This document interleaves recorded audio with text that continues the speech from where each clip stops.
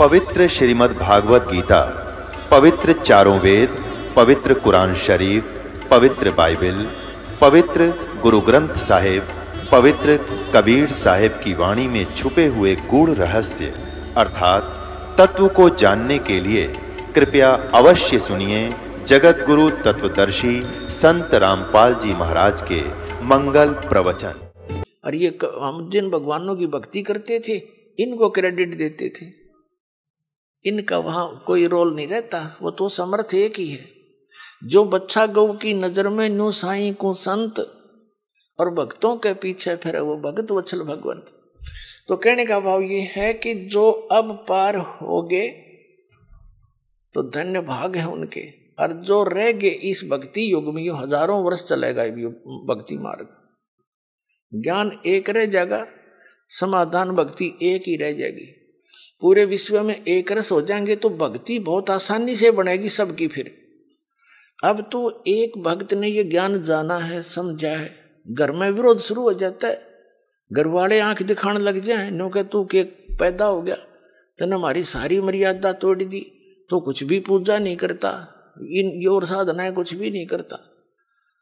तो इसलिए हमारी अभी भक्ति जो है झटकम पटकम चल रहे हैं, हम हंगाइसा कर रहे हैं। लेकिन ये हम चलते रहेंगे तो वो सेट हो जाएंगे, उनको मानना पड़ेगा। उनके साथ ऐसी घटनाएं घटेंगी और फिर यहाँ आते ही राहत मिलेगी तो वो आपके साथी हो जाएंगे। और फिर जब एक रस हो जाएंगे हम, जैसे कोई सिख धर्म में जन्मा है तो सारे ज्ञान से जितना उनको ज्ञान उससे परिचित सब यस नो प्रॉब्लम। जैसे हिंदू धर्म में जन्मा है, जो कुछ भी उसके ज्ञान है, जो क्रियाएं सब कर रहे हैं, नो प्रॉब्लम। तो फिर ये सारा कुछ ज्ञान एक हो जाएगा, एक मर्यादा, एक साधना, एक ही परंपरा हो जाएगी, फिर नो प्रॉब्लम। फिर तक जितने सांस लोगे परमात्मा की तरफ ही होंगे। बहुत आसान मोक्ष है, सबसे आसान काम यहाँ से मुक्ति पाना है। जो आज तक पहाड़ बन रहा था, इस सीधे से इस मंत्रों से काम करते करते भक्ति करो, प्यार से रहो, सबको दुखी जानो, यहाँ सभी दुखी हैं, यहाँ सब लावारिस हैं, ये समझ लेना आप। लेकिन कद समझ में आओगी वो थोड़ा टाइम लगेगा। हम सब लावारिस हैं, हमारा वारिस सतलोक में है और हम अपनी गलती करके इस काल का फंस गए। ये तो विलियन है, हर तरह से धोखा देकर हमसे सब क्रियाएं बाई फोर्स करवा रहा है। किसी भी कार्य को देख लो आप, संतानोत्पत्ति बाई फोर्स कराता है, इतनी वासना पैदा कर देता, बलात्कारों तक कर जाते हैं दुष्ट लोग। तो कोई बात है या? और इसी कोई भी कार्य आप देख लो, सारा विवश करके करवाया जा रहा है। ये नहीं करोगे तो ऐसा नहीं होगा, ऐसा नहीं करोगे तो ऐसा नहीं होगा। और वो सतलोक है जहाँ पर आप जिस सुख की यहाँ खोज कर रहे हो वहाँ मिलेगा। जैसे यहाँ हमने कहाँ तक कोशिश कर ली, रिमोट लगा लिए टीवी चलाने के, अंगूठा नहीं काम ना करना पड़े, मौज करें। लेकिन क्या एक रिमोट से काम खत्म हो गया?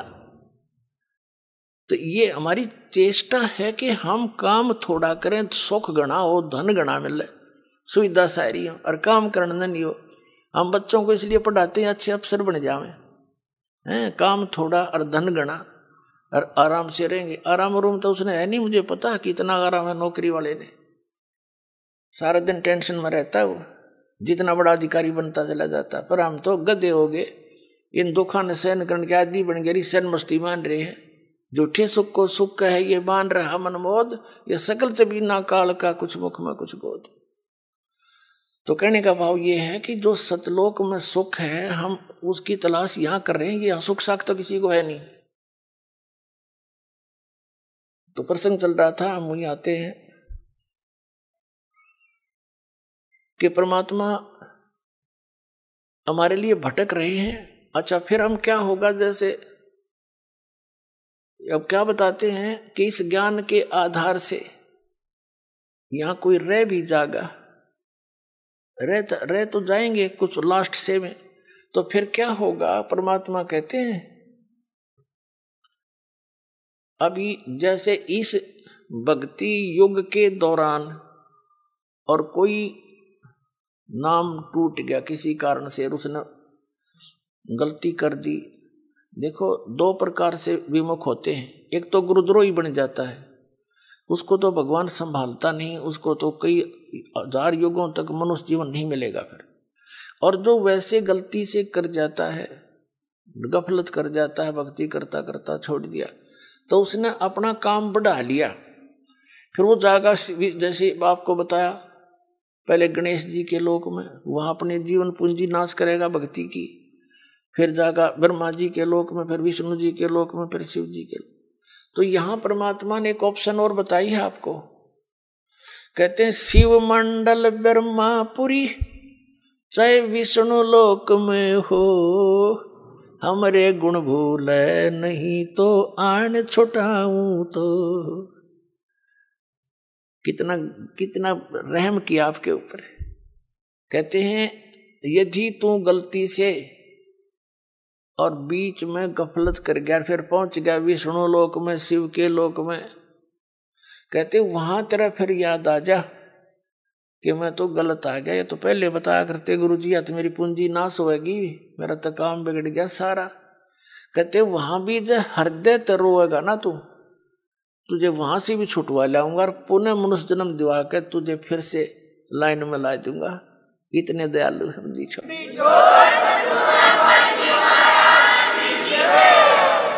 शिव मंडल ब्रह्मापुरी चाहे विष्णु लोक में हो, और हमारे गुण भूले नहीं। ये गुण है भगवान के, ऐसा दयालु है, ये कर्म करने चाहिए, इनकी पूंजी हमने यहाँ नहीं प्रयोग करनी है, ये तो हमारे साथ धोखा हो रहा है। कहते ये गुण तरह याद रह गए वहां भी।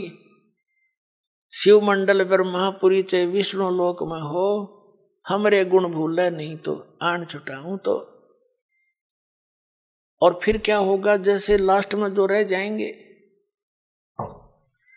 लास्ट के क्या होगा, लास्ट जो भक्ति इस कलयुग में हजारों वर्ष तक ये अब चलेगा, दाता की दया होगी, क्योंकि प्रॉमिस है परमात्मा का कि इस पिछली पीढ़ी में जहाज भर भर ले जाऊंगा सतलोक में अपने बच्चा की, और वहां ठाठ कर देंगे।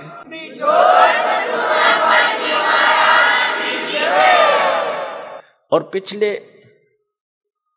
लास्ट वाले फिर धीरे धीरे धीरे धीरे भक्ति कम होती चली जाएगी, गफलत में आते चले जाएंगे, सुख घना होगा, क्योंकि यहाँ पर सतयुग जैसा माहौल एक बार फिर बनेगा। और यो सुख भी इस जीव का दुश्मन है। कबीर साहब कहते हैं कि सुख के माथे पत्थर पड़ो, जिसते नाम हृदय ते जावे, और बलिहारी व दुख के जो पल पल नाम रटावे। कबीर साहब कहते हैं, हमें उदाहरण देते हैं कि इस यहाँ के नकली सुख में अंधे ना होना। कबीर साहब कहते हैं आग लगाए से सुख के, जिस तो भगवान ते दूर हो जावा। ये परमात्मा ऐसा सुख ना दिए जिस तो आप ते दूर हो, और ऐसा दुख बनाए रखना जिससे आपकी याद बनी रहे। बलिहारी व दुख के जो पल पल नाम रटावे।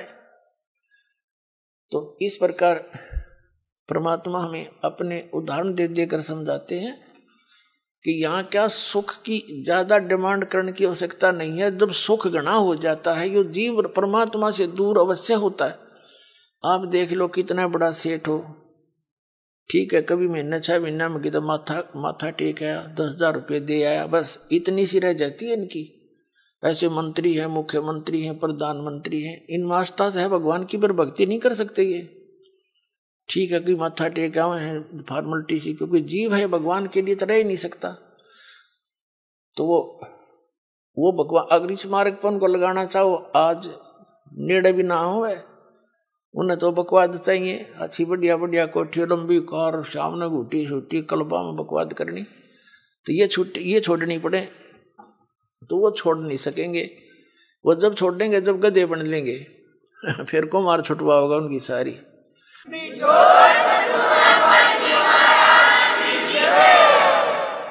अपने आत्माओं जो प्रसंग चल रहा है वहीं आते हैं।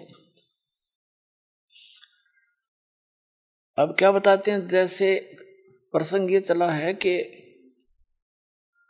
आप जी इस परमात्मा के शरण में आए हो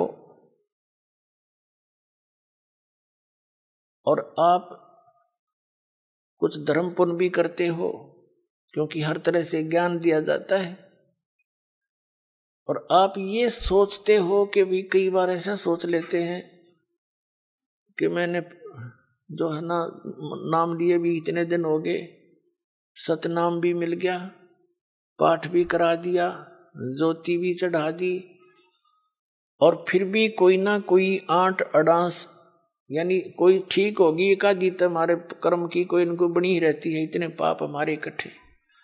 तो वो ये सोचे, कई तो ऐसे पता लगा जब अब तो इतना ध्यान नहीं रहता दास को, क्योंकि संगत ज्यादा होगी, भगवान के बच्चे बहुत हो गए। पहले 100-200 भगत थे शुरू में, और उनको इतने सुख दिए परमात्मा ने, अपने मुंह से बताया करते, उनकी जीभ का जुबान का थूक सूख जाता था सुख बताते बताते। और फिर वो आना ही छोड़ जाते, उनसे पूछा करता अन्य से वो नहीं आए क्या हुआ, वो जाकर पता करते आपको याद कर रहे थे गुरुजी, आप आए नहीं सत्संग में। तो वो क्या कहते थे कि हमने तो यह चीज मांगी थी, एक वो हमने मिली नहीं। अब परमात्मा कहते हैं, और साथ में ये उलाना दे, हमने पाठ भी करा लिया, 1 साल हो गया, नाम भी ले रखा था, ये ऐसे ऐसे हमारे साथ ऐसे हो गया। तो उनको फिर भगत समझाया करते थे कि आपको ये सुख भी हुए थे, कहा ये तो हुए थे पर यूं तो ना होया, और तो हुए थे पर एक ना होया।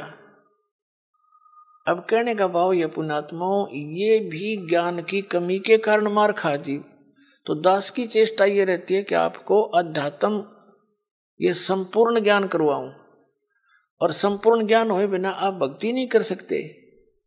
कबीर साहब कहते हैं ज्ञान संपूर्ण होया नहीं और अर्धा नहीं छदाया छदावे, और देखा देखी भक्ति का यो रंग नहीं चढ़ ठहरावे। तो जब तक आपके हृदय में जख्म नहीं हो जाएगा कि स्थान के अतिरिक्त की तो ठिकाना नहीं है, और इस भक्ति इस भगवान ऐसा भगवान नहीं, ऐसा ज्ञान नहीं, और यहाँ भी कोई थोड़ी बहुत ठूठा है तो यह होने दे फिर इसने। इसका कारण क्या है कि जैसे इस तरह के अनजान व्यक्ति कह ही देते हैं, ये भी कर दिया जी, ऐसा हो गया जी, ऐसा नहीं हुआ मुझे। तो एक विचार करने की बात है। सर्दी के अंदर, सर्दियों के अंदर आप दिसंबर जनवरी के महीने में आपने स्वेटर पहन रखी है, जर्सी पहन रखी है, और फिर भी सर्दी लग रही है आपको, तो उसका क्या विकल्प है? क्या समझदार व्यक्ति होगा, क्या वो उस जर्सी ने भी उतार कर धर देगा? अगर मुझे ठंड भी लग रही है, मैंने जर्सी भी पहन रखी है। इस नाम को छोड़ना, इससे दूर होना, इस बहाने कि इतना कुछ कर दिया थोड़ा, वो फिर भी काम नहीं बन पा रहा, यानी कुछ हानि है। तो पुण्यात्माओं, जितना वो जर्सी का काम था, इतना प्रोटेक्शन वह आपका कर रही थी। अरे इसने उतार देगा तो नमूनिया होगा, होता किसान के समझदारी करोगे। यानी जितना भजन भक्ति सुमरण आपने किया है, उतना प्रोटेक्शन आपको प्राप्त है। लेकिन सर्दी ज्यादा है, कान्ना के हाथों के लग रही है, तो यह लागण दे, या आपका नमूनिया नहीं कर सकती जब जर्सी ना उतारोगे तो, और ये चली जाएगी तो महीने 2 महीने में। तो कहने का भाव ये है, जितनी भक्ति धर्म दान आप कर रहे हो, ये उतना ही आपका प्रोटेक्शन होता जा रहा है।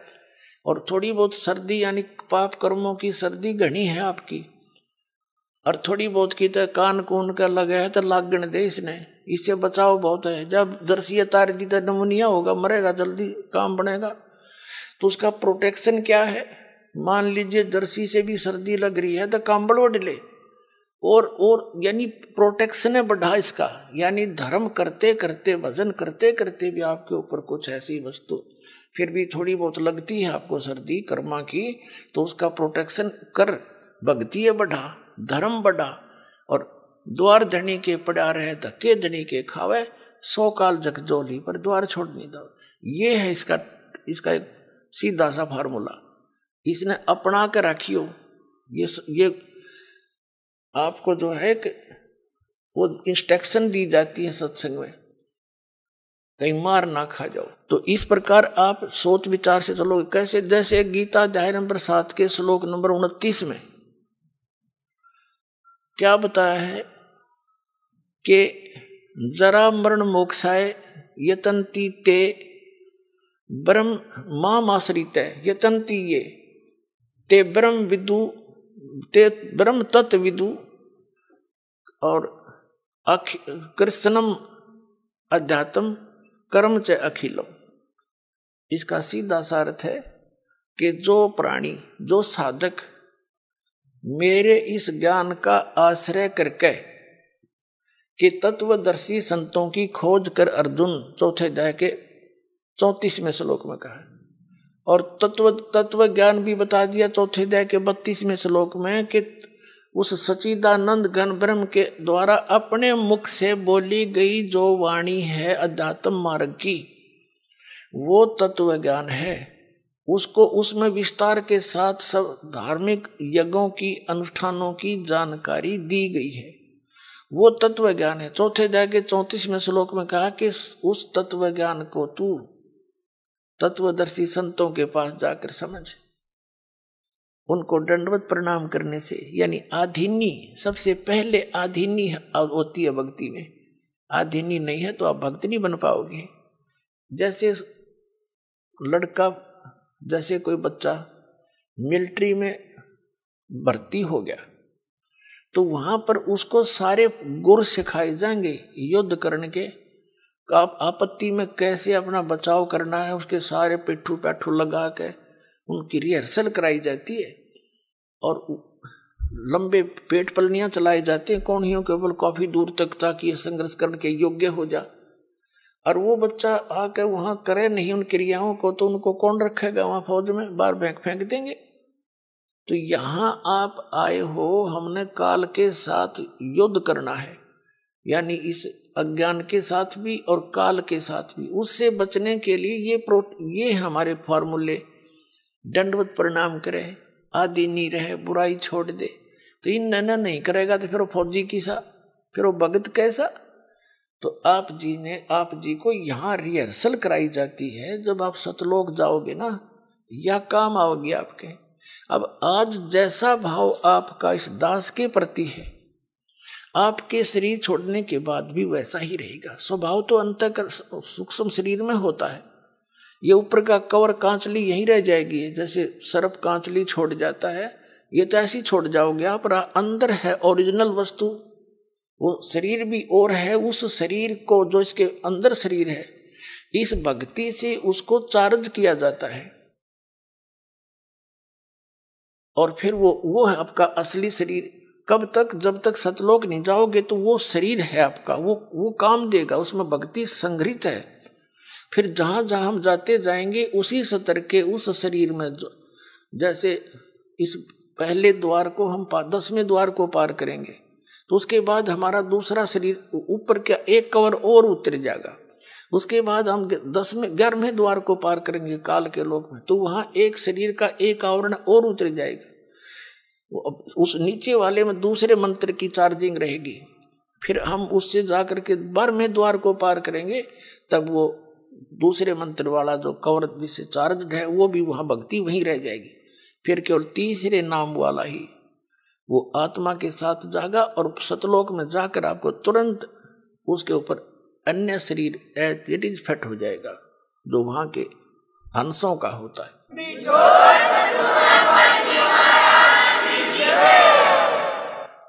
तो यहाँ क्या बताया है? परमात्मा पाने के लिए हमने फार्मूले जो गुरु बता रखे भगवान ने, उनको अपना के चलना पड़ेगा। तो क्या बताते हैं कि कहे कबीर तुम चरण चित राखो जो सुई में डोरा रे। तो गुरु जी के प्रति आपकी धारणा ऐसे अभेद अटूट हो जानी चाहिए, आपकी श्रद्धा। तो प्रसंग चल रहा है कि सबसे पहले उसने बताया कि आधीनी से उनसे प्रसन्न करना तत्वदर्शी संतों से। फिर वो तत्वदर्शी संत तुझे वो तत्व ज्ञान बताएंगे। फिर 7वें अध्याय के 29वें श्लोक में हम फिर आते हैं। इसमें कहा कि माम आश्रित है, मेरे पर आश्रित होकर इस ज्ञान जो मैं बता रहा हूँ इसने कोई सिरोधार्य कर ले, ऐसी प्रयत्न करके उस तत्वदर्शी संत को खोज लेता है।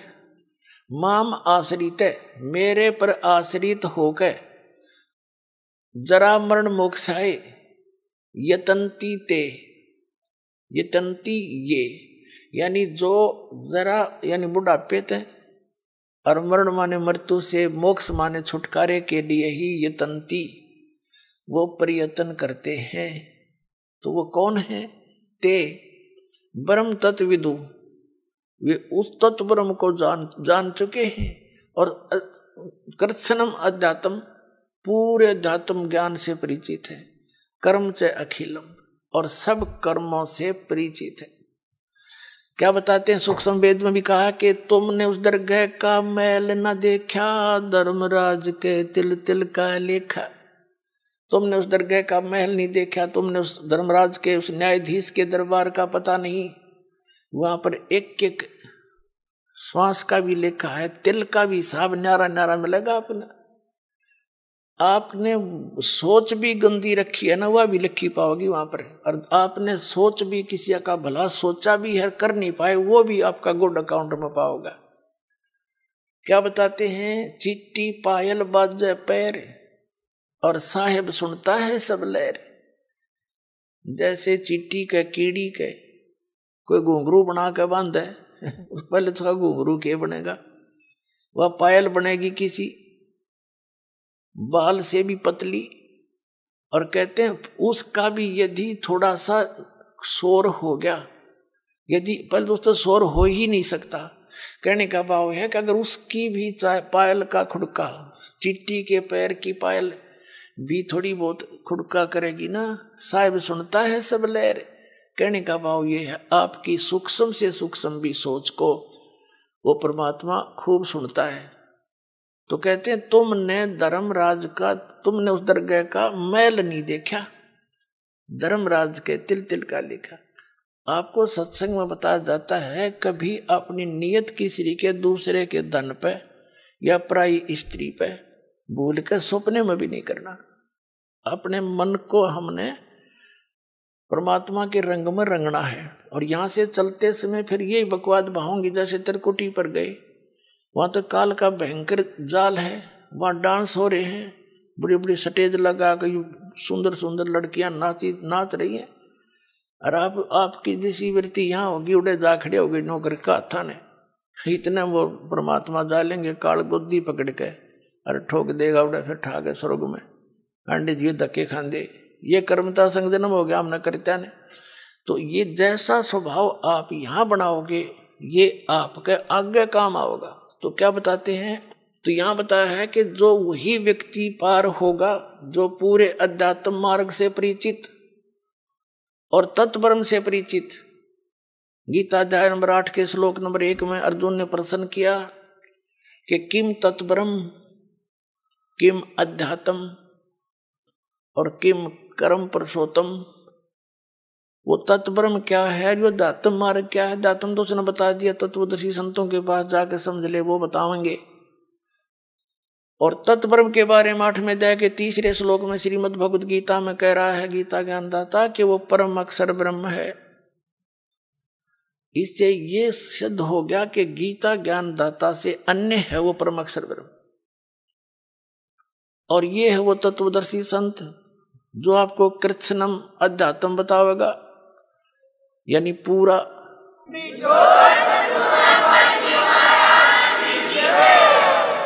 कबीर साहब कहते हैं मां मुंडो उस गुरु की जिसते संशय ना जा।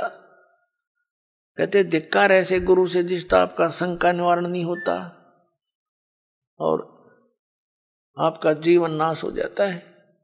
तो क्या बताया है इसमें कि जो कबीर साहब कहते हैं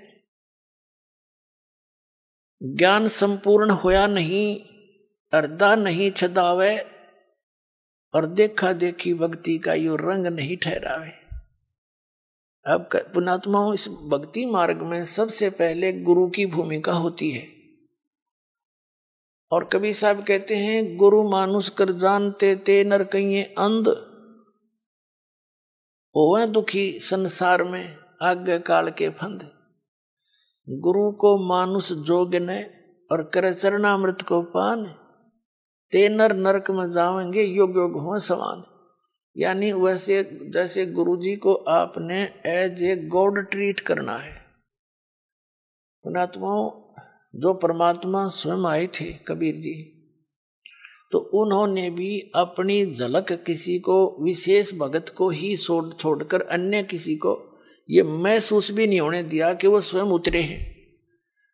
और वो खुद कहते थे वो परमात्मा भाई सतलोक में रहता है, वो सदा सुखदाई है, वो अविनाशी है, तुम वहां से आए हो, वहां जाकर ही तुम्हें सुख होगा, वहां जाने की विधि ये ऐसे है। बस वो तो स्वयं परमात्मा भी थे, लेकिन गुरु अलग होता है, परमात्मा भिन्न होते हैं। गुरु तो केवल उस परमात्मा से मिलाने वाला आपको, आपका एक मीडिया होता है, उस परमात्मा से मिलाने वाला होता है। परमात्मा अलग है, गुरु अलग है, लेकिन गुरु उस परमात्मा का कृपा पात्र होता है।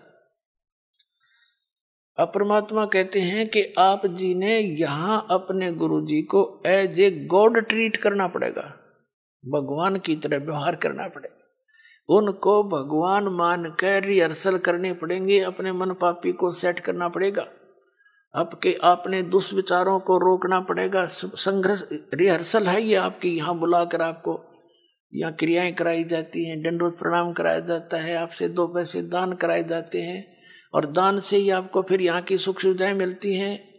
कहते हैं देते को हर देत है, जहां तहां से आन, ना दिया फिर मांगते फिर यो, परमात्मा सुने नहीं कान। तो जब तक हम दान नहीं करेंगे, धर्म नहीं करेंगे, तो आपको देगा कहाँ से? जैसे आप देखते हो एक तो कारों में चलता है और एक भीख मांगता फिर रहा, कागज चुग गए, अब वो दे दिए बाबा को चौनी ना दे, सैकड़ा में एक आधा को दे जा, 2 रुपये मुश्किल थे। तो कहते हैं देते को हर देत है। आज एक व्यक्ति के ठाठ हैं आगो तो आगो, यहाँ झूठे, इस झूठी यहाँ के ठाठ जो है, कार भी है, कोठी भी है, फैक्ट्री भी लगा रखी है, तो वो पिछले जन्म का पुण्य है उसका। देते को हर देत है, जहां तहां से आन, और ना दिया, जिसने दान नहीं करा मनुष्य जीवन पाके, और दान भी सुपात्र को हो, कुपात्र का किया हुआ व्यर्थ है। तो कहते हैं ना दिया वो मांगते फिर यो, फिर भगवान सुने ना कान।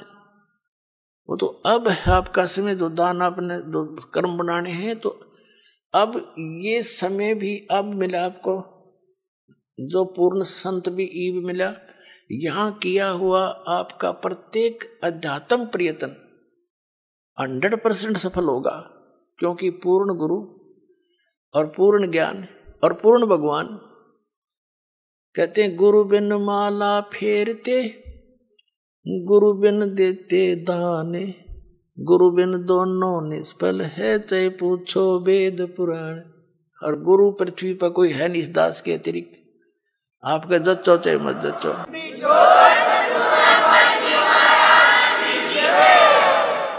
आपको यकीन हो या ना हो, ये सच्ची बात समझ लेना। बुद्धिमानों को तो यकीन हो ही चुका होगा, ये सारे दिखा दिए किसे गुरु थे। जिसको अध्यात्म ज्ञान नहीं वो टीचर किसा, जिसको अपने सिलेबस का ज्ञान नहीं वो अध्यापक कहाँ का। तो ये गुरु नहीं थे, इनके द्वारा इनको आधार मान के की हुए आध्यात्मिक क्रियाएं आपकी यूजलेस, क्योंकि वो शास्त्र विधि को त्याग कर मनमाना आचरण। तो शास्त्र अनुकूल साधना और अधिकारी इस दास को बनाया है, और अब चाहे पूरा विश्व आकर नाम ले लो, सारे पार हो जाएंगे, क्योंकि शब्द बहुत जबरदस्त शक्ति होती है। दास ने नाम दे दिया, आपने भक्ति करनी, मर्यादा में रहना, पार हो जाओगे। उसके लिए क्या बताते हैं? गुरु मानुष कर जानते ते नर कहिए अंध, ओए दुखी संसार में आग काल के फंद। जैसे इस दास के स्थान पर परमात्मा होते तो कैसे व्यवहार करते आप तो खैर आप ही जानो, लेकिन दास को पता है मैं क्या करता है। जब भी उनके सामने आता, आंखों में आंसू होते और उसके चेहरे की तरफ देखते रहते। अब उसके सामने ठीक है, अब तो हम as a Guru he deal करेंगे, अपना दुख भी रोवांगे। कहते हैं जय इब क सतगुरु मिले, जय इब कै सतगुरु मिले सब दुख आखूं रो, चरणों ऊपर शीस धरूं कहूं जो कहनी हो। तो कहने का भाव ये है कि जैसे गुरु जी के सामने आप भगवान के पास जाते हो और आपसे गुरु जी क्या कहेगा कि भाई शराब नहीं पीना, चोरी नहीं करना, मर्यादा भंग मत करना, मर्यादा में रहना, भक्ति करना, और आप मेरे सामने आकर के झूठ बोल दोगे किसी भी पॉइंट के। भगवान के सामने आप जाते हो, झूठ बोल सकते हो? दास का तो कलेजा फट जा झूठ बोलती आना। तुम अपने आप सोच लो ना, आप किस व्यवहार करोगे मेरे साथ। जो इस दास के साथ आपका व्यवहार होगा वो भगवान के साथ माना जाएगा। दास भगवान नहीं है, लेकिन कबीर साहब कहते हैं गुरु को भगवान मानना पड़ेगा अपने। जैसे गणित के ऋण का एक प्रश्न होता है, उस प्रश्न को हल करने के लिए मूलधन ज्ञात करना होता है। वो मूलधन करोड़ों की संख्या में होता है, लेकिन वो मूलधन अज्ञात होता है। उस अज्ञात मूलधन, करोड़ों के मूलधन को प्राप्त करने के लिए, जानने के लिए, पाने के लिए मानना पड़ता है मूलधन 100 रुपये। वो 100 रुपये मूलधन नहीं होता, लेकिन उसको सपोज करे बिना वो मूलधन मिले नहीं जिसके लिए प्रयत्न हम करेंगे। तो हमारा मूलधन है कबीर साहब, लेकिन उस कबीर साहब को पाने के लिए आपने मानना पड़ेगा। मान लीजिए रामपाल कबीर साहब, एज ए ट्रीट नो करना पड़ेगा।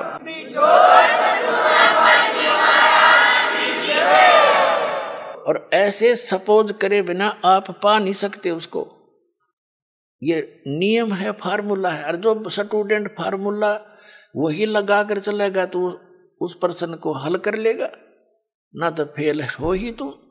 तो हमने फेल नहीं होना। जब इस परमात्मा की स्कूल में आए हो, विद्यालय में, तो सारे फार्मूले लाओ। जब वह सफल हो गए तुम, तो कहते हैं मान लीजिए गुरुजी भगवान है, और भगवान के पास फिर गुरु सम्मुख ले झूठ संजोई, निश्चय नरक पड़े से सोई। वेद पुराण कहे सब साखी, साखी शब्द सब यूं बाकी, मानुष जन्म पाके खोए, और सतगुरु विमुखा युग युग रोट।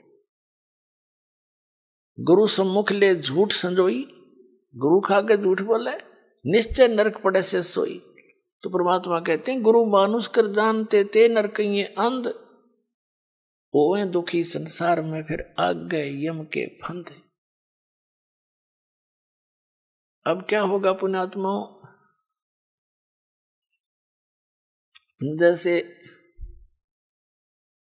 क्या बताया है कि शरण पड़े को गुरु संभाले, जान के बालक भोला रे, कहे कबीर तुम चरण चित राखो, ज्यों सुई में डोरा रे। ऐसा भेद संबंध बनाओ अपने गुरुदेव के प्रति, वो नकलियों के प्रति नहीं। नकली तो काल के दूत है, उन्हें तुरंत त्याग दो। कई भक्त चिंतित हो जाते हैं कि कहीं हम उन गुरुओं को छोड़ दें और कहीं हमारे ऊपर आपत्तियां ना आ जाए। आपत्ति तो उनके शरण में आऊंगी तुमने, उन्हें छोड़ दें तो जान बचेगी तुम्हारी। कबीर साहब गरीबदास जी कहते हैं झूठे गुरु का लीतर लावे और करते काट घसीटे, इनके पीटे पाप नहीं है, इन निश्चय पीटे। इसे घटिया ये गुरु है, ये अनमोल जी उनका नाश करने लग रहे, अपना भी आप श्रद्धालुओं को मिसगाइड करे। तो कबीर साहब कहते हैं झूठे गुरु के पक्ष को और तजत न लावे वार, और द्वार न पावे शब्द का वो भटके वार ही वार। फिर कहते हैं जब लग गुरु मिले नहीं साचा, तब गुरु करो, तब तक गुरु करो 10 पाचा। जब तक सच्चा गुरु नहीं मिले तो कितने गुरु बदलने पड़े, उसमें पाप नहीं लाभ होगा। कहते गुरु की कबीर डूबे थे हम उबरे, गुरु की ज्ञान चमक, और बेड़ा देखा जर्जरा उतर चले फड़के। जैसे नौका टूटी ही और मझदार में जा रही हो, नीचे से पानी भरने लग रहा हो और साथ में कोई दूसरी ले जाकर खड़ी कर दे बिल्कुल ओके, और उसने कहा या डूबेगी भाई, देखिए पानी भरने लग रहा है इसमें, और आ जाओ इसमें। विलंब कूद जाएंगे वो 1 सेकंड में। जो विकल्प नहीं हो तो डूबेंगे। जब विकल्प खड़ा कर दिया कि या ठीक सर इसमें आ जाओ, और फिर भी ना दे, फिर तो वो भांग पिए बैठे हैं, घटनों पानी में भी बड़े हैं, फिर भी नो के ओके है। तो जो दास प्रमाण दिखा रहा है और ये नौका साथ में खड़ी कर दी कि ये है ओके, इसमें आ जाओ और यह सारी डूबेगी तुम्हारी, और अब भी उनको नहीं छोड़ रहे, उन तो फिर नशा गणा हो रहा है, उनका क्या करें फिर हम। कबीर साहब कहते हैं कि ये चातुर प्राणी चोर हैं, इतना ज्ञान दास ने बता दिया और उनकी दाख, उनने तो कुछ ध्यान देना चाहिए। जो संत गुरु पद पर बैठे हैं, तुम क्या करने जा रहे हो, तुम्हारा ज्ञान फेल कर दिया, और फिर भी भोले आत्मा नहीं कहते भाई चलो वह भी आ जा, उन्होंने भी कह दे भाई बिल्कुल ठीक है, नहीं तो गलत बताओ मेरे ज्ञान को, मैं बार बार कह रहा हूँ ये गलत बताओ, गलत कह रहा हूँ, और गलत नहीं कह रहा तो स्वीकार करो, इन छोड़ दो परमात्मा के बच्चों ने, क्यों दुश्मन बने बैठे हो तुम।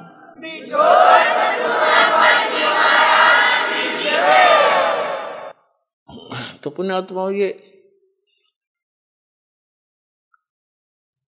ये जो है जितने भी संत हैं, अब इनको सोचना पड़ेगा, विवश कर दूंगा, ऑनलाइन रखूंगा इन्हें जब तक ये हानि भर लेंगे। कहा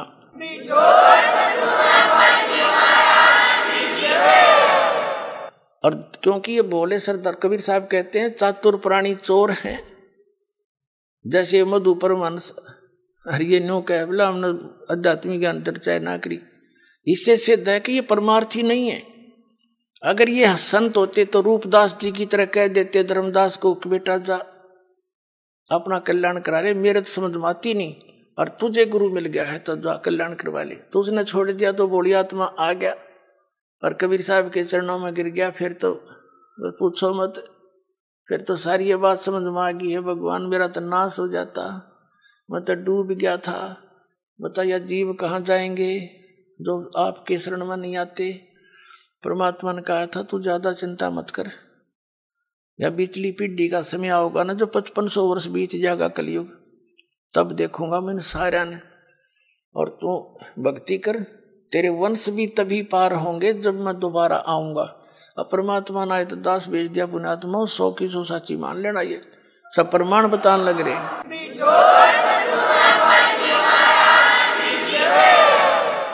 तो कबीर साहब कहते हैं चातुर प्राणी चोर हैं, मूड मुग्ध हैं ठोठ, इतने प्रमाण देख के भी जो मूर्खा के चिपके रहेंगे नकलियां के, कहते वो तो मूड मुग्ध हैं ठोठ, वो तो कति ओलंड है, देसी भाषा में कह रहे बौड़ी बूझ है, इतने प्रमाण देख के, और फिर उनके बैठे उन सतगुरु मान रहे हैं, और फिर परमात्मा कहें जय वो फिर भी नहीं आते हैं ना, हमने उनकी जरूरत भी नहीं है।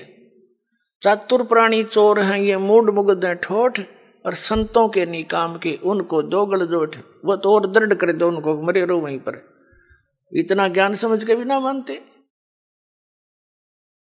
तो पुण्यात्मा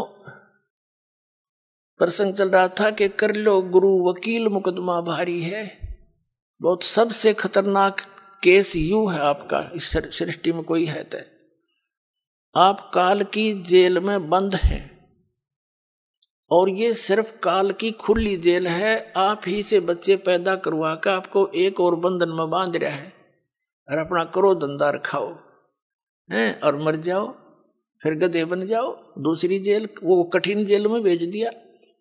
तो कहने का भाव ये है कि अब आपको ये दास वकील मिल गया इस पृथ्वी पर, दूसरा वकील इस वकालत करनिया नहीं है इस काल के साथ में, और अब आप सभी ने ये वकील करना पड़ेगा, पूरे विश्व ने।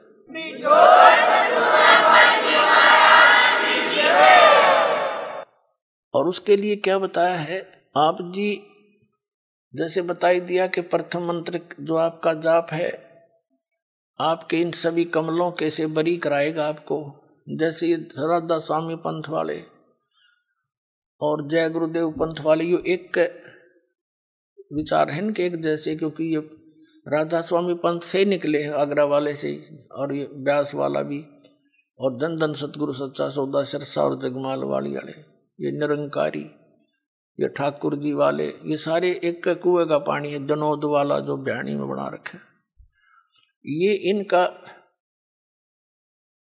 ये क्या कहते हैं कि हमारे गुरु हम तो सीधे त्रिकुटी पर ध्यान लगाते हैं, त्रिकुटी में हमने नीचे के इन कमल कमलों की कोई आवश्यकता नहीं है। देख के घर का राज बना रहे हैं। हमने अब विदेश में हैं और स्वदेश जाना है मान लीजिए, और वहां से वापस आने के लिए आपने वहां के सभी नो ड्यूज सर्टिफिकेट लेने पड़ेंगे, और तब आपका वापस आने का सारी क्लियरेंस होगी, तब आप वापस आ सकते हो। और आने के लिए फिर किराया भी चाहिए आपने। तो ये यहाँ हम जो रह रहे हैं, जैसे किसी ने टेलीफोन का कनेक्शन ले रखा था, बिजली का, पानी का, गैस का, धंधा ठीक ना होने के कारण वो सारे कट गए, उनके टैक्स दिए नहीं, तो दूने कंगाल हो गए।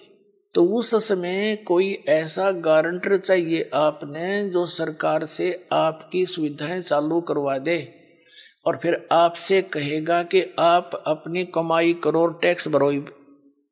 तो बहुत अच्छी बात होगी, कमाओगे तो टैक्स भी भर दोगे। तो दास आपका गारंटर बना दोबारा, आपके ये सारे कनेक्शन चालू करवा दिए। अब इनके ये मंत्र जाप करो, इनकी मजदूरी करो। यह साधना है, पूजा नहीं है। पुण्यात्माओं, पूजा और साधना में बहुत अंतर होता है।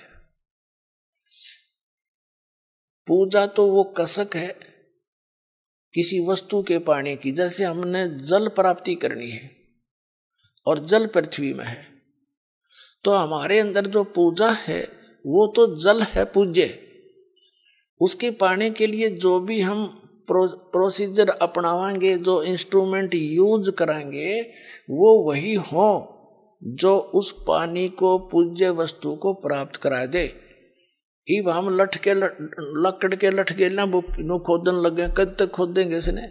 यानी जो गलत नाम है वो लकड़ के लठ से धरती खोद रहे हम, वो कभी नहीं हो सकता, वहां तक पहुंचे नहीं सकते। तो उसके लिए इंस्ट्रूमेंट है बोकी और पाइप। जैसे सतनाम आपका है, ये बोकी और समझ लो पाइप है, और इसको लगाएंगे तो यह मजदूरी है। ये दो मंत्र, ये हमारा जाप, ये हमारा पूज्य नहीं है। उस पूज्य वस्तु को पाने के लिए ये इंस्ट्रूमेंट है हमारे, या साधना है, या मजदूरी है।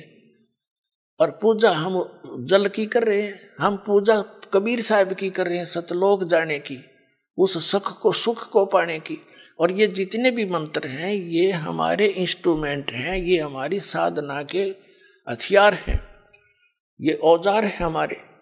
इनसे हम मिलेंगे, ये औजार ही वहाँ इस प्रोसेस में इस प्रोसीजर में यही कामयाब है, दूसरा कोई हो ही नहीं सकता। तो मंत्र नहीं इस पृथ्वी पे मोक्ष प्राप्ति के, केवल यही मंत्र है जो दास आपको दे रहा है। और ये प्रमाणित है, जिन महापुरुषों को परमात्मा स्वयं आके मिले और उनको पहले तो सचखंड सतलोक दिखाया, जो स्थान की हमने कति भूल पड़ गई थी। अब पुण्यात्माओं, जब ये प्रमाण दास के पास नहीं होता तो थूक बिलो लेता मैं, किसी का जू नहीं रहेंगे वो। अब ये ऐसे एथेंटिक प्रमाण हैं जो आपके हृदय से हट नहीं सकते। आज किन किन को भगवान मिले? आदरणीय धर्मदास साहिब जी को, और इस कथा से खूब परिचित है पूरा कबीर पंथ। आदरणीय नानक साहिब जी को परमात्मा मिले, सचखंड लेकर गए। इससे पूरा सिख धर्म अच्छी तरह परिचित है कैसी घटना घटी थी। और ऐसे ही आदरणीय दादू साहिब जी के साथ हुआ था, ये भी दादू पंथी सब जानते हैं। ऐसे आदरणीय गरीबदास साहिब जी के साथ हुआ था, सतलोक लेकर गए थे, वापस छोड़ा था, ये पूरा गरीबदास पंथ जानता है। ऐसे घीसा दास साहिब जी के साथ हुए थे। तो कहने का भाव ये है कि उन महापुरुषों को उस परमात्मा ने कौन सी साधना दी थी सतलोक जाने की, तो वही हमने आवश्यकता पड़ेगी, उससे अतिरिक्त कोई भक्ति नहीं, कोई साधना नहीं। तो वो कौन से मंत्र थे? वो यही थे वो मंत्र। इनको आदेश दे दिया था सख्त कि धर्मदास मेरी लाख दुहाई, यो मूल ज्ञान की तबार न जाए। और फिर इसी प्रकार कहा था, धर्मदास मेरी लाख दुहाई, ये सार शब्द कहीं बार ना जाए। ये मूल ज्ञान और सार शब्द बार जो पढ़ी, बिचली पीढ़ी हंस नीतर ही। अब जितना भी युग काल का सबसे ज्यादा, सबसे अधिक जो पंथ का विस्तार हुआ है ये राधा स्वामी से हुआ है, दूसरे नंबर निरंकारी से हुआ है। और ये दोनों के दोनों गुरु ग्रंथ साहिब को पढ़ के न्यारा सांग जोड़ा। और यदि ये मंत्र गुरु ग्रंथ साहिब में होते तो ये यही मंत्र देते पाते। तो बता आज ये दास कैसे भिन्नता बताता आपको कि ये अधिकारी है नहीं। चल ये अधिकारी होते और ये मंत्र दे रहे होते तो कोई दिक्कत ना थी। मैं क्यों थूक बिलाऊं, वो क्यों सिर में दर्द करता, मैं भी लेकर नाम अपने पार हो जाता। ये अधिकारी नहीं है, इनके पास ये मंत्र भी नहीं है। और उनको परमात्मा ने, उन महापुरुषों को इसलिए मना कर दिया था कि यह बात बिगड़ जाएगी। बीचली पीढ़ी में मेरा और काल का एक एग्रीमेंट हो रहा है कि कलयुग में कितने जीव ले जाना। तो परमात्मा ने पता था कि बीचली पीढ़ी में पहले तो शिक्षित करूंगा इन सबको। नहीं पिछला इतिहास देख लो, हमारे दादे परदादे ने कोई पाड़ी जाया करता, कोई हाड़ी जाया करता, कोई कितना मजदूरी करके अपना टाइम पास कराया करते, उन्हें पढ़ने की आवश्यकता नहीं थी। अब हमने पढ़ाई को एक प्रथम मान लिया सिर्फ रोजी रोटी के लिए। हमने तो इसलिए स्पीड खींची थी, हरी भी काम आओगी वो दूसरी जगह या शिक्षा परमात्मा के पहचानने के लिए। ये कंप्यूटर बना दिए, इंटरनेट बनवा दिए। ये कबीर गॉड गिवन माइंड है, ये उस परमात्मा ने दी है बुद्धि, ना काल बुद्धि दे। ये तो पहले पिछला इतिहास देख लो, रथों में 4-4, 5-5 गधे जोड़ कर ये खच्चर घोड़े और घसीटे अंडा करते, उसने सबसे बड़ी सवारी में अन्या करते। वो कोई तरीका था, एक नोन बाजो वैरो लठम लट्ठा गेला। तो ये ऐसी बुद्धि कर रखी थी इसने हमारी। ये कबीर साहब ने दिया है ये सारी टेक्निक। और दी किस लिए? आप जी को घर बैठे संदेश देने के लिए। वो इतना दयालु है कि घर बैठे दे दूंगा अपने बच्चों को शिक्षा, और पहचान लेंगे पूरे विश्व में मेरा नाम होगा और सबका कल्याण होगा।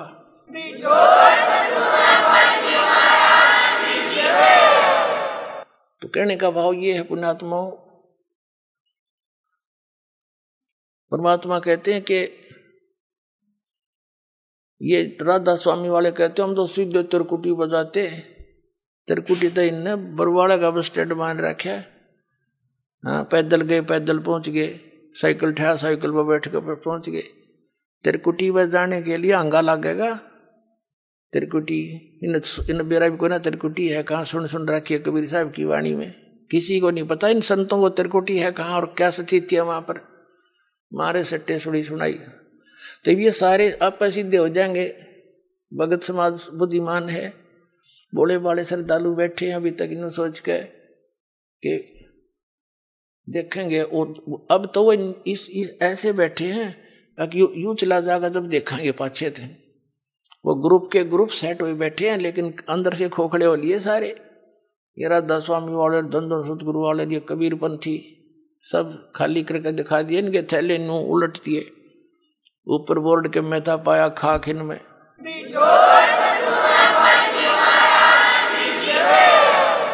तो तिरकुटी पर जाने के लिए जैसे आपको बताया कि जैसे हमारा जल पूज्य है, पूजा हम जल की करते हैं, और ये नामों की साधना जो है ये तो इंस्ट्रूमेंट है अपने। तो 2 मंत्र का जो जाप है आपको, तो त्रिकुटी तक तो हम इनके जो पहले मंत्र में देते हैं ये यहाँ तक बड़ी आपको एडवांस करवा पाओगा परमात्मा। यहाँ तक तरोड़ा ही नहीं है, ये आगे फंड करता है वहां जाकर त्रिकुटी पे। वहां पर 3 रास्ते हो जाते हैं। सामने वाला रास्ता इसने कति बंद कर रखा है। ये अध्यात्म मार्ग उल्टा चलता है। जैसे हम त्रिवेणी बोलते हैं, वहां पर इलाहाबाद में जो गंगा और जमुना मिलती है और तीसरी कहे नीचे सरस्वती है, और अध्यात्म मार्ग में उल्टा चलता है। वो वहां से 3 रास्ते हैं। बीच वाली जो है वहां इसने ब्रह्मरंध्र है, वो ब्रह्मरंध्र पर लोक ला रखा है वज्र का। और ये परमात्मा के सतनाम के 2 अक्षर के नाम से, और तीसरा जो मंत्र है आपका सरसार नाम से खुलते हैं। उसके बगैर वो खुल ही नहीं सकता। तो कहने का भाव ये है, त्रिकुटी पर जब आप पहुंच जाओगे, जैसा भाव आपका इस दास के प्रति यहाँ रिहर्सल के दौरान आपका होगा, तो वहां आप दास दिखेगा, आप वहीं पहुंचोगे। जिसमें जैसा स्वभाव होगा वहां आपके रिहर्सल वहां काम आ गया, और वहां बहुत से मेला भरा होगा, कोई कुछ कह रहा होगा, इसने के बेरा यू तनु है, जैसे अब भी आप बहुत कुछ सुनते हो समाज में, तो वहां जाकर यदि तुम डगमगोगे तारी बात बिगड़ जाएगी। तो यहां रिहर्सल इसलिए कराई जाती है, गुरु मानुष कर जानते ते नर कहिए अंध, होवे दुखी संसार में आगे काल के फंद। तो हम जैसे जल की प्राप्ति के लिए बोकी और पाइप प्रयोग कर रहे हैं, तो ये सतनाम जो है ये बोकी और पाइप समझ लो। अब सतनाम से भी मोक्ष नहीं, और अकेला सोहम नाम जप करने से भी लाभ नहीं।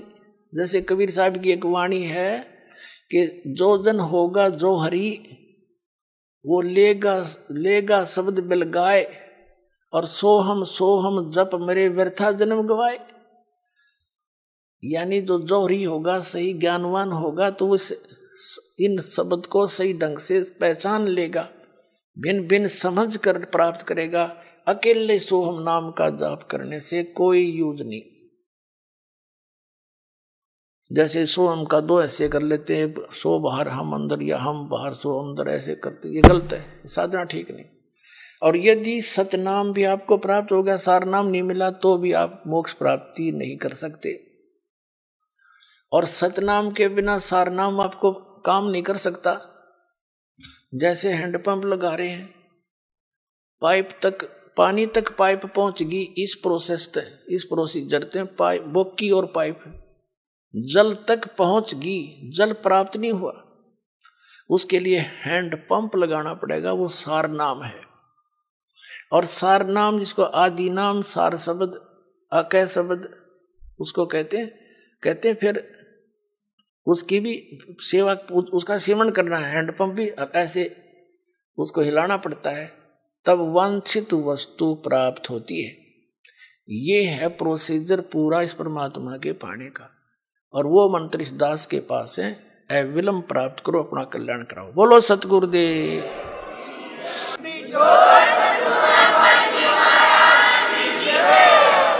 सत सही। आइए अब हम उन श्रद्धालुओं के अनुभव जानते हैं जो जगत गुरु तत्वदर्शी संत रामपाल जी महाराज जी से दीक्षा प्राप्त कर चुके हैं तथा उनके द्वारा बताए गए भक्ति मार्ग पर चल रहे हैं। नमस्कार सर। नमस्कार सर। सर क्या नाम है आपका? हमारा नाम है गुरमीत लाल। सर आप कहाँ से आए हैं? हम डाडा पिंड, डिस्ट्रिक्ट होशियारपुर, पंजाब से आए हैं सर। सर संत रामपाल जी महाराज से आप कब जुड़े? 27 मार्च 2013 को जुड़े। सर संत रामपाल जी महाराज की शरण में आने से पहले आप क्या भक्ति साधनाएं करते थे? हम किसी महात्मा से नाम ले रखा था, डेरे से, बल्लावाड़िया संता से नाम ले रखा था, और 5 नाम देते थे वो, ज्योत निरंजन एक ओंकार आरंकार सोहंग सतनाम। कम से कम मैं 20 साल का था जब से मैं नाम, कुंवारे होते नाम ले लिया था, लेकिन अंदर का मतलब जो कल्पना था वो नहीं ख़त्म हुआ, क्योंकि ऐसा ढूंढते थे, कभी मंदिरों में जाते थे उधर भी मत्था टेकते थे, कभी गुरुद्वारे में जाते उधर भी मत्था टेक, कोई पीरों की जगह आती उधर भी मत्था टेक लेते, क्योंकि कहीं ना कहीं तो हमारे को एक कम मिल रहा है, मतलब हमारे में कमी है, हमारे नाम में कमी है, जो कि हमारे को मतलब ढूंढने से मतलब अंदर की कल्पना नहीं खलास होती। सर आप संत रामपाल जी महाराज की शरण में कैसे आए? हम सर टीवी की मदद से, मतलब टीवी देखा, टीवी का सत्संग देख के फिर हम लोग सत्संग 1 महीना सुनते रहे। बाद में सत्संग सुनने के बाद छात्रों का आश्रम में फ़ोन किया बरवाला में, तो उसके बाद हम लोग के महाराज के दर्शन। सर आप सतलोक आश्रम बरवाला में संत रामपाल जी महाराज से नाम दीक्षा लेने के लिए गए, तो कितने पैसे लिए गए आपसे वहाँ नाम दीक्षा लेने के लिए? नहीं सर, कोई पैसा नहीं लेते उधर, तो हम खुद खा के आते, खुद राशन ले के आते, परमात्मा का लंगर ले के आते, उधर कोई खर्चा नहीं है, कोई पैसा नहीं लेते, कोई भी नहीं लेते उधर पैसा। ये तो आदमी झूठ बोलते हैं सब लोग। सर संत रामपाल जी महाराज से नाम दीक्षा लेने के बाद आपको क्या लाभ मिले? हमारे को पहले तो प्रथम लाभ तो ये हुआ कि मेरे हार्ट वाले साइड में दर्द रहता था, पेन रहता था, तो 5 दिन हुआ था मेरे को ऐसा नाम लेके आए को मेरे को दर्द होना शुरू हो गया। तो करीब मैंने अपने वाइफ को बोला कि मेरे को दर्द बहुत होता है, तो उसने आके मेरे को बाम लगाया। बाम लगाने के बाद मेरा बेटी उठा, उसने गैस के ऊपर मेरे को पानी गर्म करके बोतल दिया। तो मेरे को याद आया कि गुरुजी बताते हैं कि अगर कोई ऐसा आफत हो तो प्रथम मंत्र मिला है, प्रथम मंत्र का जाप कर दो, नहीं है तो सतनाम मिला है, सतनाम का जाप करना शुरू कर दो। तो मैंने ऐसे किया, अपना प्रथम मंत्र जाप करना शुरू कर दिया। तो मेरे जाप करते करते को मेरे को नींद आ गया। तकरीबन 11-12 साढ़े 11 का टाइम हुआ तो मेरे को ऐसा उल्टी आया तो मैं पकड़ के बाथरूम गया। जब इतना कड़वा पानी था मेरे अंदर से निकला, पूछो मत। मैं पानी निकाला और चूली किया, आराम से सो गया। उस दिन के बाद मेरे को आज कितना भी जोर का काम करूं तो मेरे को आज तक दर्द नहीं हुआ, इधर कोई भी दर्द नहीं हुआ। और मेरे को पहले गाड़ी लिया था, मैं किस्तों पे गाड़ी लिया हुआ था, 4 साल का केस था मेरे ऊपर, कर्ज था। तो पहले काम करते रहना कोई मतलब इतना किस्त नहीं दे पाता था। जिस दिन से मैं मालिक के साथ जुड़ा और उसके बाद 7240 रुपया मेरा किस्त था और एकदम 5-6 दिन के अंदर मेरे को ऐसा इकट्ठा हो जाता था। और आज मेरे को मेरा गाड़ी मेरा खुद का है, मालिक ने दिया हुआ है और बहुत अच्छा है। उसके बाद मेरा वाइफ ज्ञान गंगा किताब पढ़ा, बोलते हैं कि हम भी ज्ञान गंगा किताब पढ़ेंगे। उसने 15 पेज पढ़े। 15 पेज पढ़ने के बाद और उसने बोला कि हम भी नाम लेंगे। मैं बड़ा खुशी की बात है, आप जाओ, आप अपन सतलोक आश्रम में जाओ, बरवाला में जाओ, अपना मतलब नाम लेके आओ। अभी वो भी सतनामा उपदेशी है। सर मेरा बेटा अभी वो 11 साल का है, उस तबीयत में थोड़ा उसको सही नहीं था और 7 फरवरी 2016 को ये रात को बीमार इतना हो गया, पूछो मत। और उसके बाद इतना इसका बदन हो गया कि बर्फ़ का पट्टी रखते थे, 5 सेकंड के बाद वो गर्म हो जाता था, इतना टेम्परेचर। वाइफ बोला कि अभी क्या करें, अभी रात का समय है। तो मैंने बोला क्या करें, मालिक का जल दिया। जल देने के बाद फिर वो वाइफ बोला नाइट का समय है, रात का समय है, हम लोग किधर जाएंगे रात को। मैं अपना गाड़ी में डाल के इसको ले गया। तो हमारा भक्तमती है, उसको उधर भक्त है, उसके पास रह के गए। उधर जाके जब भी देखा तो 99 उसका तापमान था।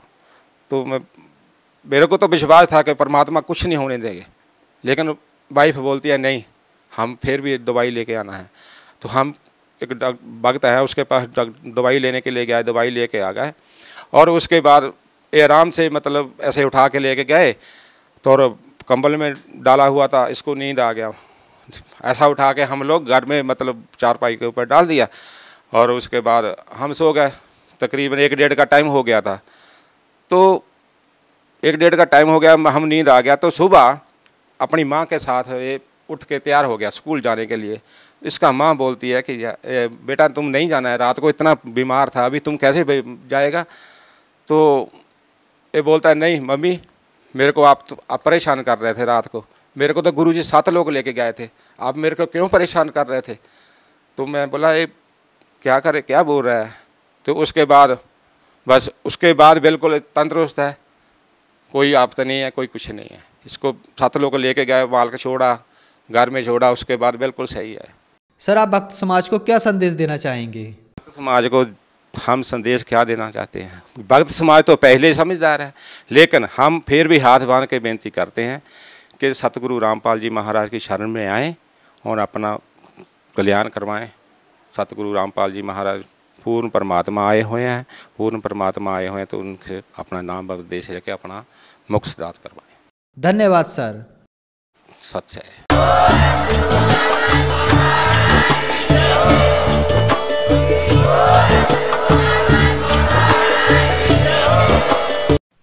आप सुन रहे थे जगत गुरु तत्वदर्शी संत रामपाल जी महाराज के मंगल प्रवचन।